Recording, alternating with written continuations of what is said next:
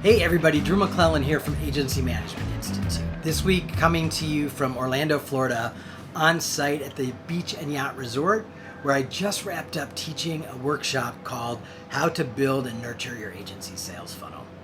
One of the things we talked about in that workshop is a principal idea that's born out of the book that Stephen Wessner and I wrote, Sell with Authority. And that idea is that to be an authority, to be a thought leader, to be an expert, whatever you want to call it, there are three key elements that have to be in play. The first one is you have to have an area of specialty. Now that area of specialty, when we talk about niching as agency folks, we almost always assume that that has to be an industry niche, and that is not the case. It could be an industry niche. It could be an area of specialty around a certain industry or vertical. It could be an expertise around an audience. So, for example, the vertical might be we understand the world of pharma products for women over 50, right? So again, pharma, too big a niche, but pharma for women over 50, much more narrow niche, smaller set of products where you can really drill down and talk with authority and expertise around that specific subset of pharma. Another way you could do it is by audience. So we know millennial moms better than anybody else. If you want to reach millennial moms, we're the agency for you. Another way agencies will niche down is they will niche down in a deliverable. We are a lead gen agency. A lot of times for that, they've got to layer over a lead gen agency for a certain audience or a certain niche because there's too many lead gen agencies out there. And there are some agencies that for a while will carve out a temporary niche, which is the idea that we have a depth of expertise in something most agencies don't know how to do.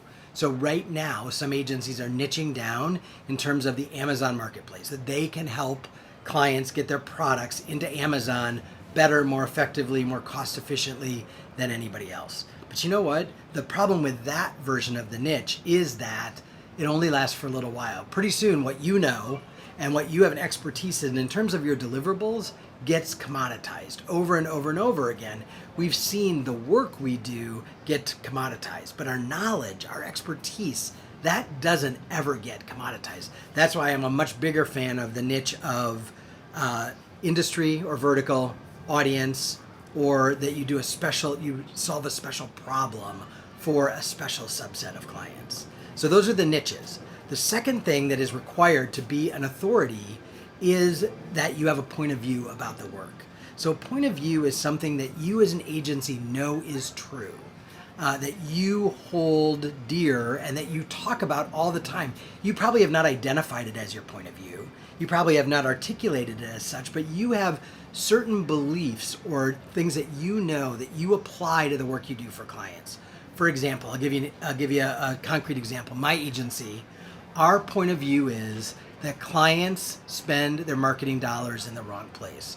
We believe that they should spend the bulk of their marketing dollars against or for or talking to their existing clients and past clients. That creating love affairs with people who buy what they sell and who will talk about it to the world is a much better marketing spend than going out and finding strangers. Yes, they should spend some money to go out and find strangers and bring them into the fold, but not the lion's share of their budget. That's our point of view. That makes our work and our recommendations unique.